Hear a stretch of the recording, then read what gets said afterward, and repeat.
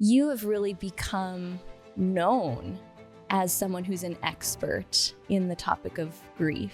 If you're listening right now, don't tune out, because I know She's a real good time. Why we feel anxious or depressed or stuck. So much of it goes back to us feeling grief that we've never acknowledged. It's okay for me to pull back. I know I'm not trying to get back to being anyone that I was. I just also don't know who I'm becoming. It's the space between no longer and not yet. That's where our transformation is happening. For someone listening who's been through a big change, a big loss, what are the 3 biggest pieces of advice you would give her?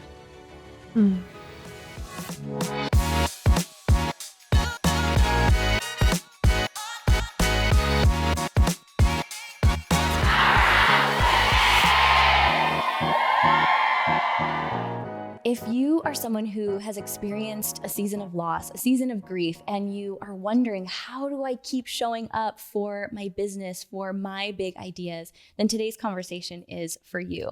I'm joined by my friend Ashley LeMieux. She's a mental health and wellness coach. She's an author. She's a podcast host. She is a woman who really lives in such inspiration and light in the midst of seasons that have been really, really challenging, which we dig into in today's conversation. And, whether you are someone who right now firsthand has been experiencing loss or grief, or you're supporting someone in your life who's going through a really, really tough season, this conversation is such an important one to remember how connected we all really are.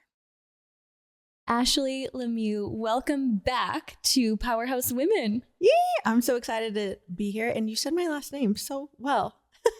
Do most people mispronounce it? Yeah, no one knows how to say it. Oh. Which I'm fine with, but I'm like, that flowed out very nice. It really did. Just rolled right off the tongue.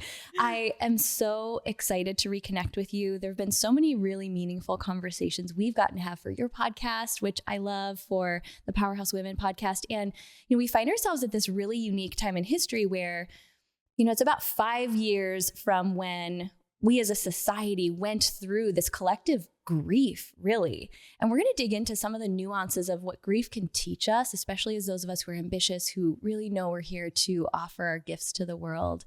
And you have really become known as someone who's an expert in the topic of grief, both from your own experience, also from your master's program. You have a master's in, so I don't botch it, I'm going to read it off my card, mental health and wellness with an emphasis in grief and bereavement.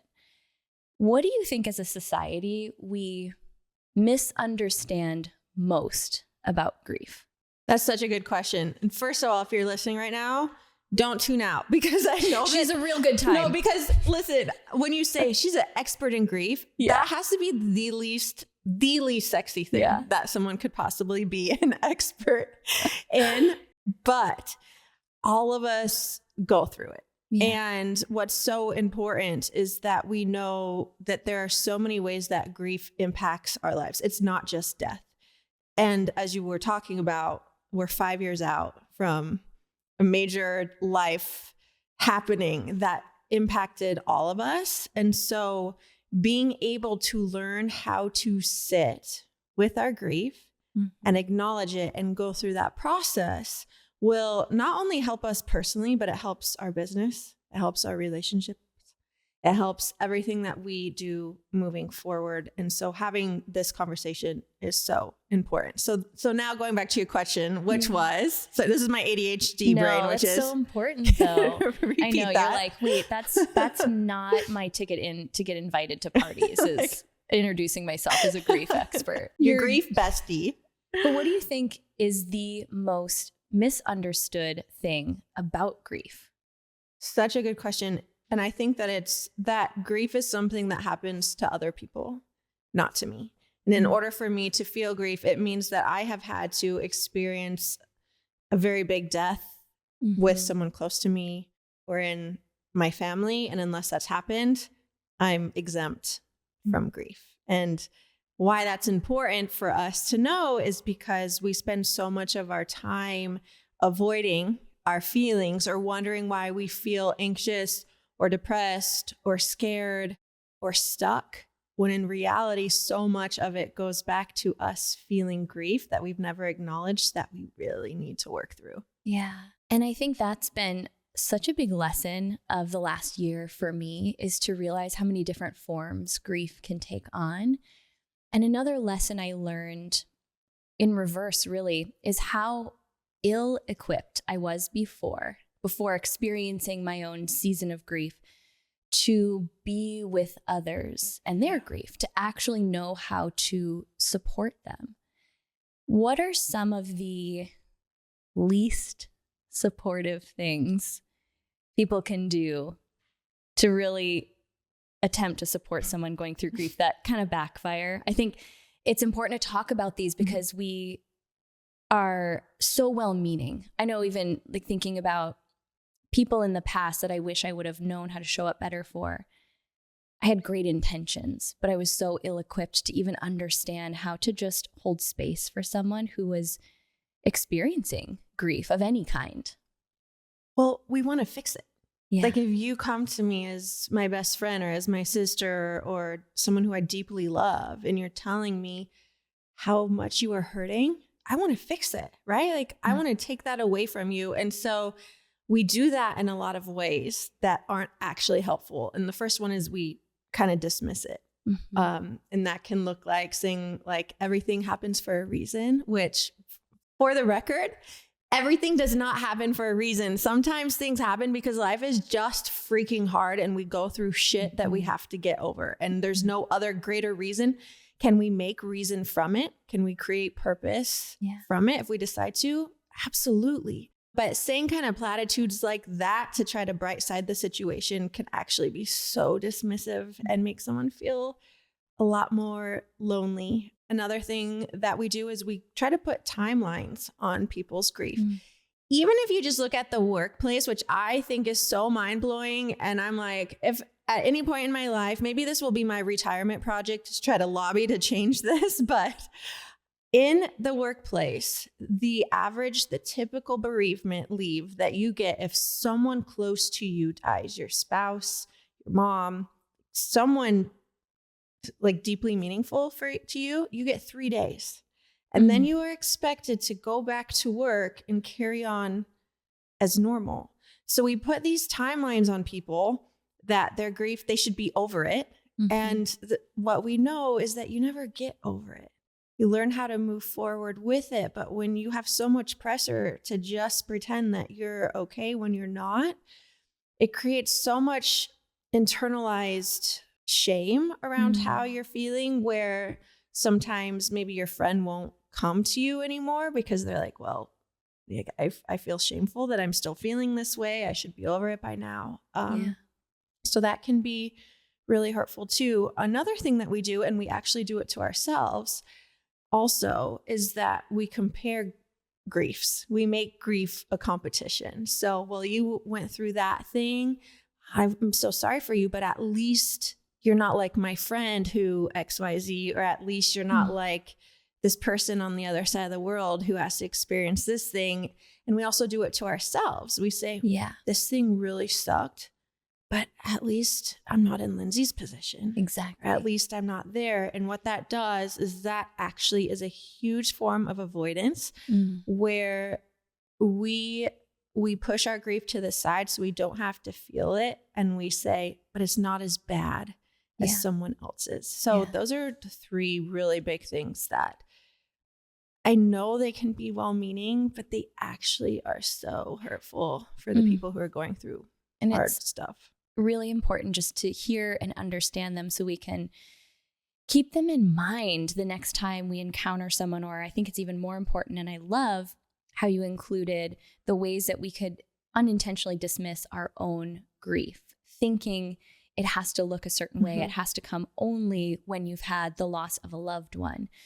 I've experienced grief over things that have happened in business. I've experienced grief over things that have happened in friendship, over just unmet expectations.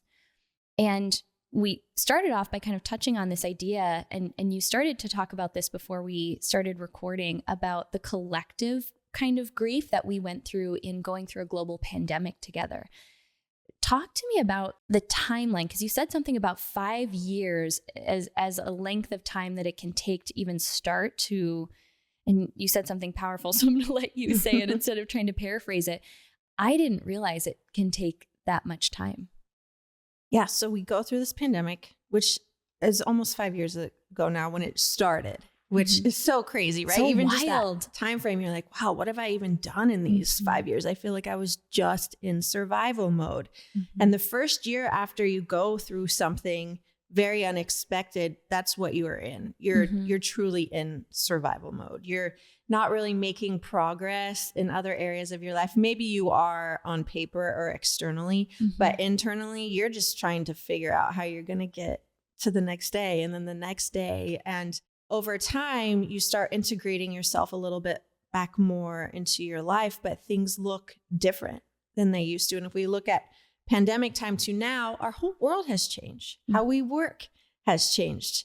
How kids are going to school for a lot of people have changed. What motherhood looks like changed. So many women left the workforce during the pandemic because it was way too hard and there were no resources to have your kids be taught at school from home, plus trying to do a job without any extra help, right? Like so many things have changed.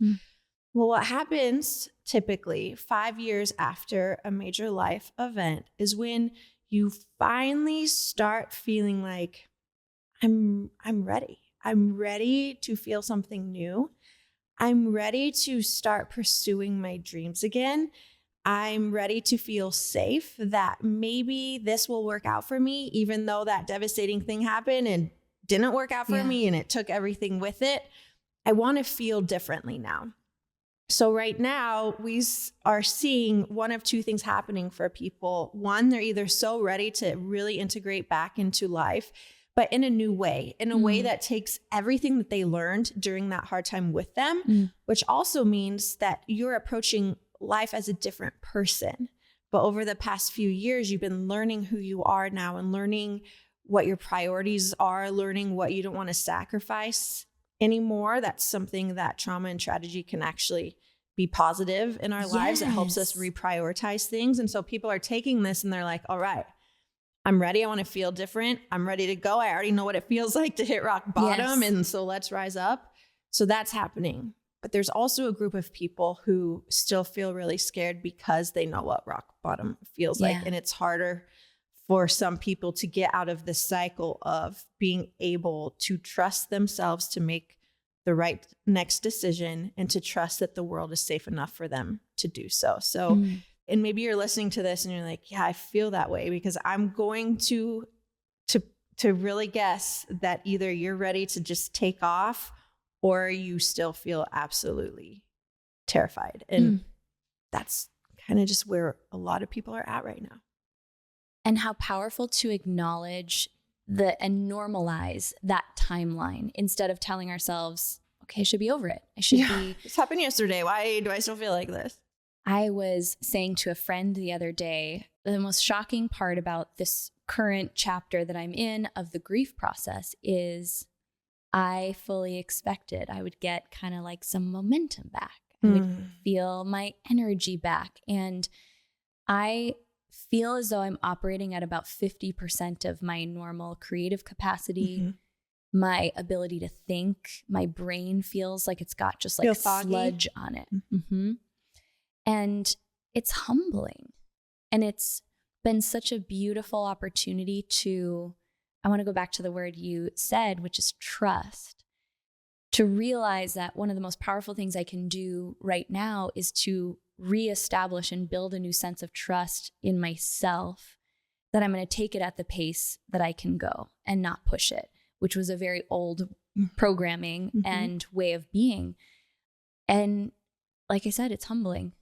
It's really uncomfortable for me. It's really humbling. And especially when you are a high achiever and you have goals and you're so intelligent and you have all these things and you are used to operating at a certain capacity and energy level. When you're like, why don't I feel that way anymore? And I can't control that I don't feel that way anymore and I want to, but there's a term for that, and it's called grief fog, grief brain. It's a real physiological thing that happens inside of our brains because we are carrying so much of a heavy emotional load that so much of our resources internally are going to us, to our grief, to, again, to survival, to that fight or flight feeling to keep us going. It probably takes now so much more energy to when you're really in the thick of grief or it's like acute, it takes so much more energy to convince yourself to get out of bed in the morning, that it matters to take a shower, that you should go to work still, or that breakfast and feeding your body is important. Cognitively, we start spending a lot more energy on the things that once were just this normal part of our routine because we're just trying to survive. And then we get grief brain and we're like, why do I feel like this? The good news is that it doesn't last forever. But the hard part of it is that we have to figure out, what do I need now? Because I'm never going back to how I was before. So what do I need in order to support myself moving forward? And I love that you've pointed out that I have to be okay with knowing that my capacity right now is different and that it's okay for me to pull back.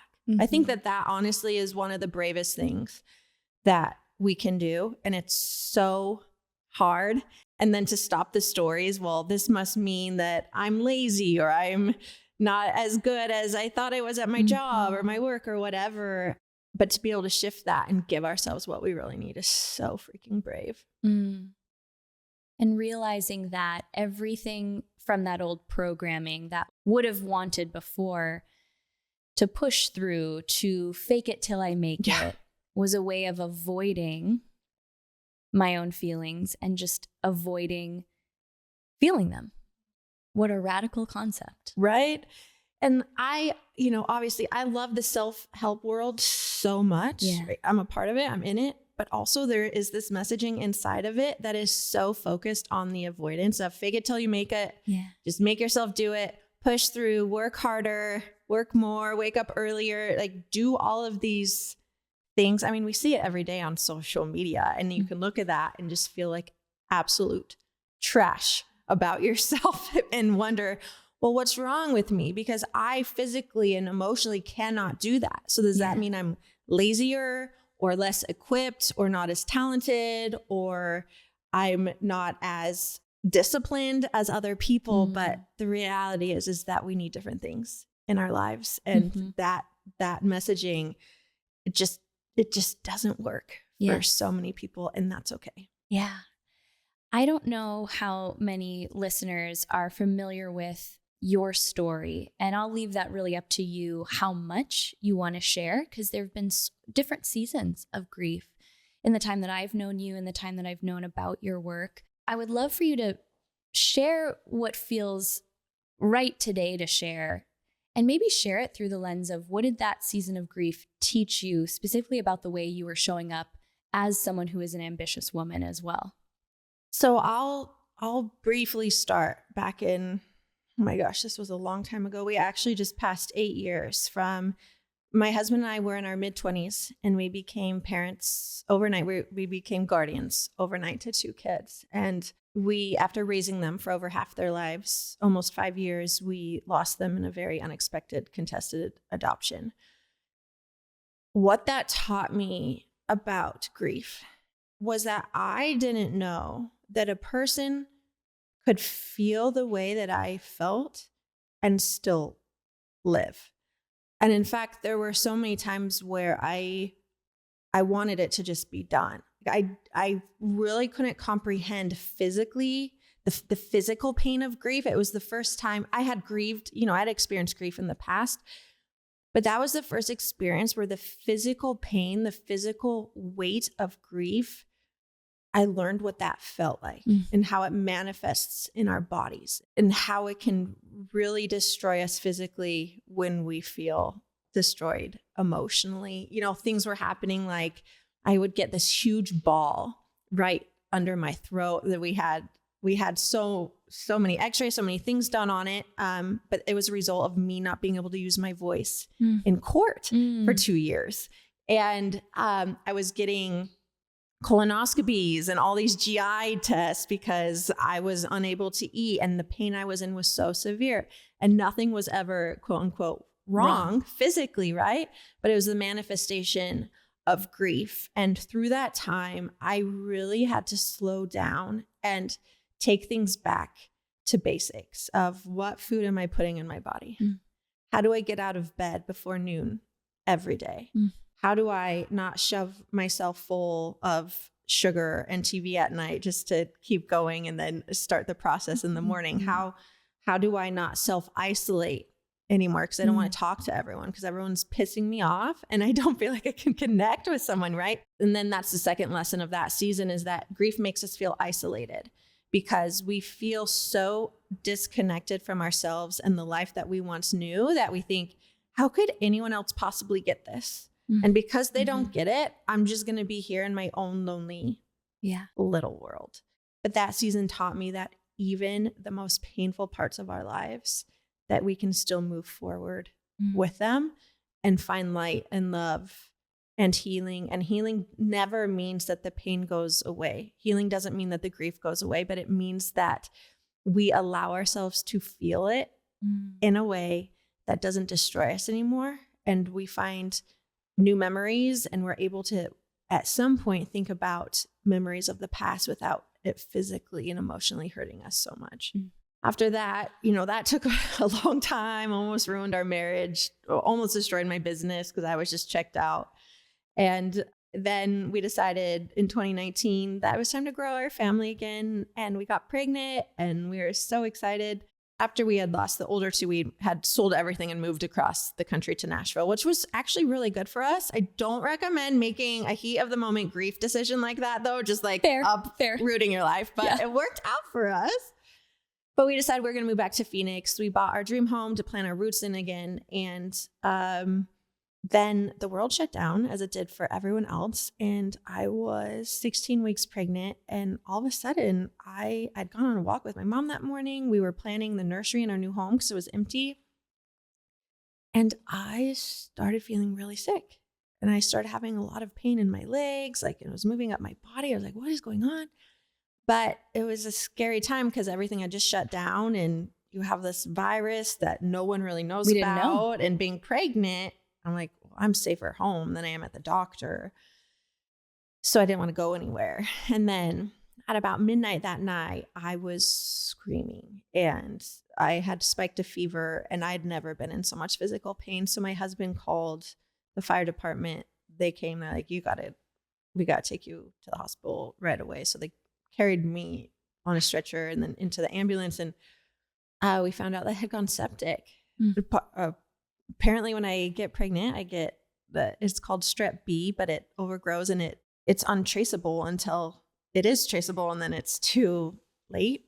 And at first the baby was okay. And I was like, okay, I can get through anything as long as this baby stays okay, And I remember though, they said, hey, this is also the first day that we have shut down visitors in the hospital due to the pandemic. So you're going to be admitted for quite some time, but your husband can't come with you. And I just remember breaking down to tears, feeling so lonely, and just watching him as they wheeled me back. Those moments you just need your person with you. And I didn't know how I was going to do it without him. But later the next day, I ended up having a rapid response team called because my vitals were just plummeting. And I remember in that moment thinking, there's no way that me and my baby survived what just happened. Like I looked at this man, he was giving me an EKG on my heart. His name was Willie, actually. And I just looked at him and I said, am I going to die right now? And every part of me thought that was the end. And it was so weird though, because I have heard about people in the past talking about near-death experiences, and they're like, you kind of have this flash of your life, like things that have happened, things that you wish were different. And I just remember thinking I had never wanted to live as much as I wanted to live in that moment. I can't explain it. And this has also been after years of grief where I was like, I couldn't want to check out, take it or leave it, whatever. But in that moment, I was like, I had never wanted to live as much as I wanted to live. And I was like, what do I need to do, Willie? And he said, listen, there was no one else that was created to get through this moment like you. He's like, we're going to be here to support you, but you are the one who has to make the decision to fight to stay here. And I was like, all right. And I don't know where it pulled from, but it did. And after things stabilized, I called the nurse that was in. I was like, can you check the baby? And they did. And he didn't have a heartbeat anymore. And I ended up delivering him by myself because they told me that I had time and to figure out what we wanted to do, but I didn't. And I just, in that moment again, it took me back to this place of how do I move forward from this? Do I want to? And I kept having to go back to that feeling of remembering what it felt like to not want anything more than wanting to live in that moment. And I feel like that carried me through the next couple of years of trying to tap into that feeling and then figuring out, what does living look like now? Yeah. And that was the question I had to then start asking myself, because living was different than it was. So what does living look like to me now?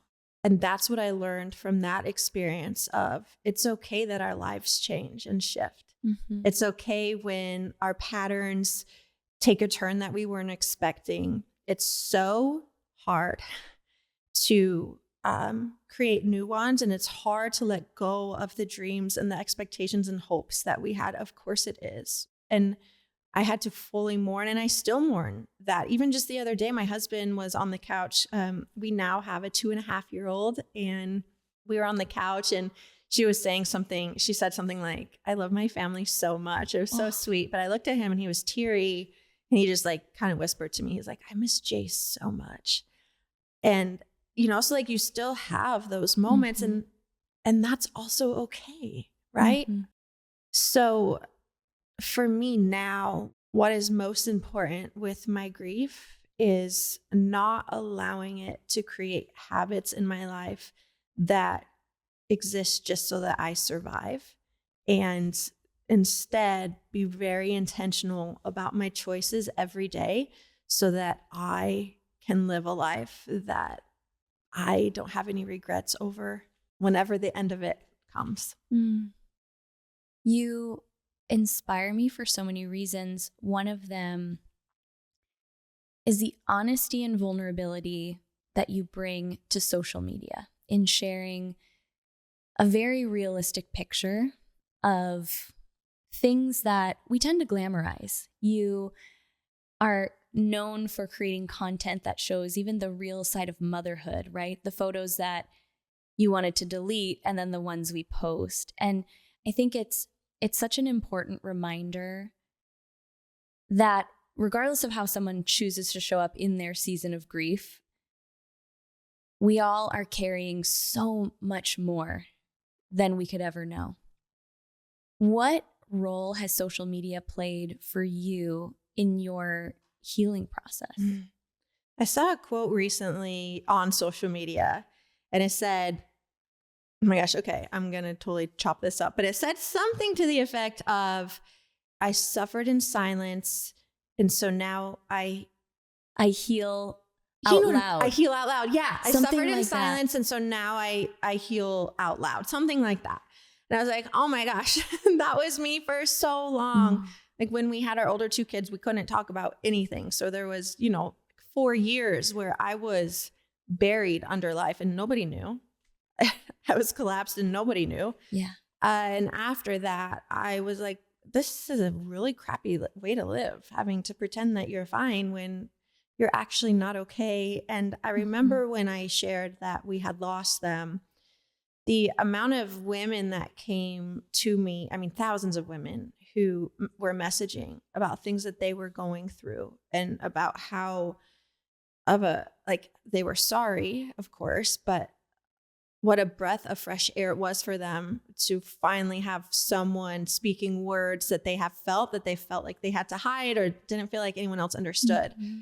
And from that moment on, so that was about 8 years ago, I was like, this is who I'm talking to. all of us are going through something. And so for me, for social media, what we also know about writing is very healing for us. Even if no one else reads it, you shove it under your bed or you burn it in the fire, it just helps your emotions live somewhere that are outside of your body.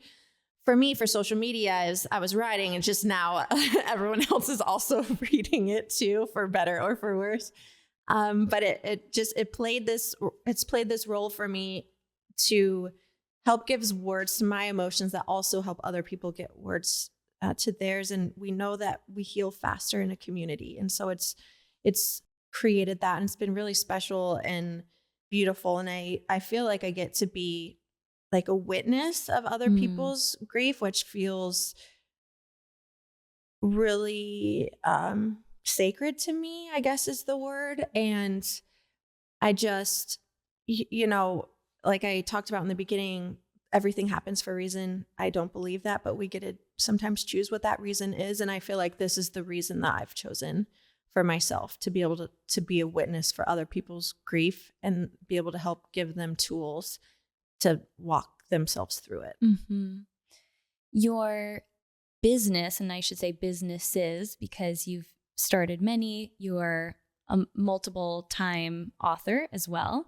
I'm like, I know I've read at least 2 of your books. There could be more. We got 3. Okay. I was like, I think I might have missed one in there.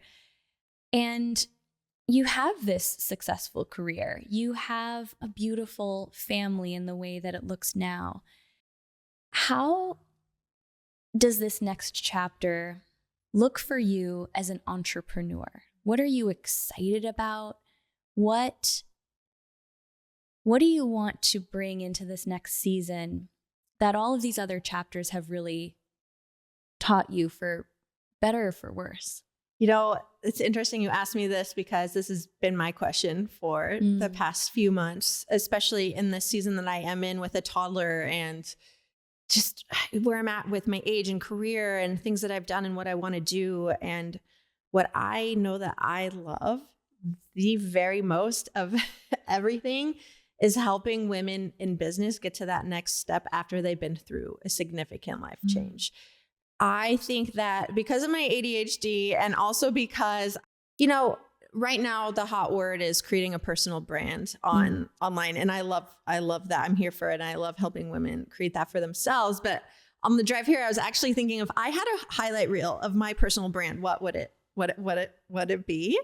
And I was laughing, because I was like, there wouldn't be one thing, because it would be everything. Because it's just that I love not being boxed into something, because that makes me feel like I am a caged animal. And I'm like, let me free. And so because of that, I have done so many different business ventures or consulted in them throughout the past 15 years that I have so much knowledge in things that I never wanted to have knowledge on, but I am good at it now. And so it's been really fun for me to get into the weeds more closely, one-on-one, on Instagram, talking to over 500,000 people every day. And that's a different kind of work.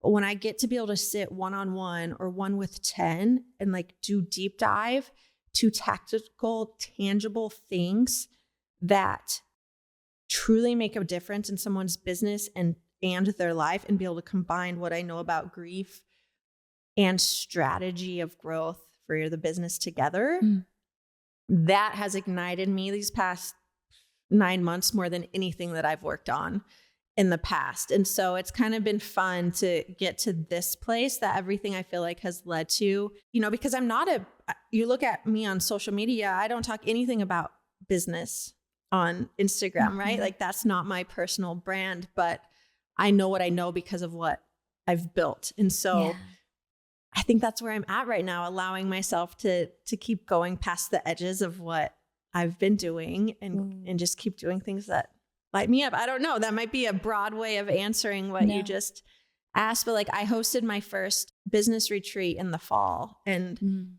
it was one of the most magical things that I've ever gotten to do, and helping women who have gone through significant loss. Cause that's the other thing. I'm like, we could do a whole other podcast of how grief impacts your business. And if you even want to be doing that same business anymore and what that pivoting looks like, because that is so hard. And there is a lot of shame that comes from that. And I think that's why I also have pivoted a few times, because I'm like, I'm not the same person as I was when I started this original thing. So how do I carry this new part with me? So that is kind of like where I feel good right now. What are the 3 biggest pieces of advice, if we were to distill it down, for someone listening who's been through a big change, a big loss, and still wants to move forward in her business, pivot or not? What are the 3 biggest pieces of advice you would give her? The first one I would say is, what feels good for you to keep doing?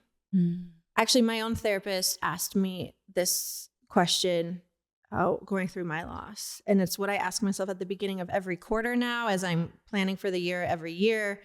And it's the question of, what do I take with me and what can I leave behind? Because especially as entrepreneurs, it's really hard to leave things behind that we've put a lot of work into. And we tell ourselves that it was a failure or whatever that story is, but it is okay to not keep carrying everything with you if it's no longer fitting into who you are and what you're wanting. It's okay. The second thing would be, and this one's really hard. This one was really hard for me to figure out, but it's okay to slow down so that when you're ready, you can speed back up. And sometimes that looks like your numbers change a little bit, right? And sometimes that looks like the people around you change a little bit, or there's less of them than there were before.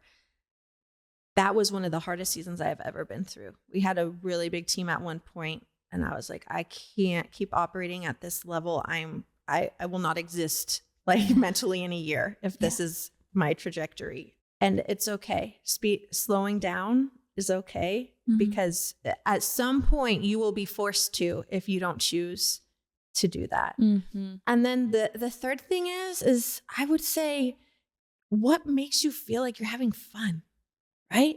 And is there any of that you can add into your business, or is there some of that you can do outside of your business so that you're just having fun? I don't know. Grief is so serious and heavy, and it takes up every corner of our life. So like last year I started pottery, and what was so great about it is that all my pieces suck. And it doesn't matter because no one's paying me for them. Yes. My success isn't based off of it. Yeah. And being able to, sometimes I'm just like throwing them back into the scrap box because they're so bad after I've spent 5 hours on one piece, and you're just like chucking it. I cannot tell you how much that has changed my life, Lindsay. So I'm like, go do something fun. If you get to like throw it against a wall and smash it. Just crack it. That seems like, who therapeutic. Cares, right? It's great. Do something fun though, where it's okay. It's okay if it doesn't work out in your favor. It's okay if, you fail at it. And doing that actually has helped me make different business decisions and different life decisions after grief. Because when we go through grief, we want to control everything and we want it to look a certain way. Yeah. And a lot of times as entrepreneurs, that manifests as working more and trying to control more in our business. And then we start getting really pissed off about what our business looks like. So being able to find that outlet somewhere else has been really healing and good for me and for my business also. What would you say to someone who's maybe struggling to not compare themselves either to everybody else who's not in that season or to a previous version of themselves? You're human. I still do it. I think we all do it, right? And a question that I ask myself is, what am I comparing myself to? So for example, what part of that past version of myself am I missing right now? That is also a part of grief that we don't talk about, is the grief that comes from who you used to be. And knowing that you're never going to be her again because you know too much now. You know different things now. And that is its whole grieving process. And I think with comparing ourselves to others, oh my gosh, on social media, that's what social media is, right? It's like this comparison trap. And we think that everyone is just in this place and they've just magically arrived there. But I always remind myself, my gosh, Lindsay has done so much to get to this place. This person, I have no idea. I'm so glad that this is successful for them. I know that they've had to put in so much work to get there. They've overcome so much. And part of me, I always remind myself, if we knew what each other has overcome, we would be everyone's biggest cheerleaders because we'd be so proud of each other. And for me, that takes away the comparison, but also sometimes if I find myself really comparing myself, I use that to motivate me. Again, asking the question, like, what am I comparing myself to? Yeah. Is it that I'm like, oh, she's a best-selling author, I'd love to be that. Okay, it's not that I'm like wanting to hate on her for that. It's this part of me that wants that for myself. And so what do I need to do to get to that place too? Yeah. That's a tool that one of the brilliant therapists that I've worked with over the past year gave me, was that those feelings that show up, whether it's a little bit of loneliness or a little bit of that almost FOMO, and sometimes it's FOMO based on my old life. Yes. It's the reminder that that's a part of me that's just asking to be expressed. And it probably hasn't been either ever expressed, or I've just not allowed that part of me to be expressed. And remembering that and just honoring the feelings and not trying to overwork to not feel them has been so sacred. And I don't know, I can speak to this as someone who's there right now. I know I'm not trying to get back to being anyone that I was. I just also don't know who I'm becoming. I'm just in this beautiful in between and almost getting to know myself as this current version, which is beautiful. And it's taking its own time. It's not something I can rush. And I have this sense, I just have this certainty that by not rushing it, it's just going to surprise me in ways that I could never imagine. But it's slowing me down to a pace that feels confronting at times. Oh yeah. It's the space between no longer and not yet. And you're here, and that's where our transformation is happening. But it's so beautiful that you're able to recognize that for yourself, because so many just want to bulldoze through that and avoid it. But in order to reach that not yet phase that we want to be at, we have to go through this really hard process. You're doing it. I'm doing it. You are. I'm so proud of you. I am so grateful to have women in my life who are a constant reminder of all the things that we talked about today. For someone who isn't already connected, where is the best way for them to find out about your work, to find your books, your podcast? Let's make sure to point them to all of those resources. Come hang out with me on Instagram at Ashley LeMieux. I'm hanging out there every day. And through, the little link in bio tree, you can come find my podcast, which is Healing Her, and my website and anything else that we have going on. But I would love to meet you. And this is a fun way to wrap up these conversations. And it's a reminder, especially in this season for me, to pause and acknowledge the small wins, small or big, because sometimes there's big ones that I also overlook. We just call it a powerhouse moment, but it can be anything big or small that you want to take a moment right now to acknowledge yourself for, to celebrate with us. And then vicariously, it's a reminder for everyone listening to pause and acknowledge themselves for something too. But when I ask, what's a recent powerhouse moment that you want to celebrate, what's the first thing that comes to mind? First thing, well, it just happened yesterday, and I've been talking about it a little bit on social media, but my grandpa has been really sick, and he's been in the hospital since before Christmas and not being really able to eat very much. But my grandma was the best baker. I am not a baker, but I tracked down her old recipes, and I was like, I'm going to make something for my grandpa, like his old favorite things every week, and take it to him and just leave it if he's not able to eat it. And yesterday I made homemade noodles for my first time for chicken noodle soup, because he kept asking for chicken noodle soup. And I'm like, this is going to taste terrible. Like, I don't even know, but I'm just going to do it. I'm going to figure this out. And I'm not an instructions person. When I tell you this has been the biggest labor of love I've ever done, I made noodles, and I got a call last night. I drove him 100 miles to get to him. And again, he hadn't been eating for a couple of days. So I'm like, he might not eat it. I got a call last night from my uncle FaceTiming me. My grandpa was sitting up in bed eating the noodles, and he goes, oh my gosh, these taste just like they used to. And I was like, that is my biggest win that I could have this whole year. So I think that's my thing, is these special baking moments that I force myself to do. That has actually been really special for me this month. I feel like it captures the essence of who you are to me, is someone who just lives with such intention and just love and I'm really grateful to have you in my life. I'm grateful for this conversation and just can't wait to see what's next for both of us. I can't wait either. Thank you so much for having me. Thank you.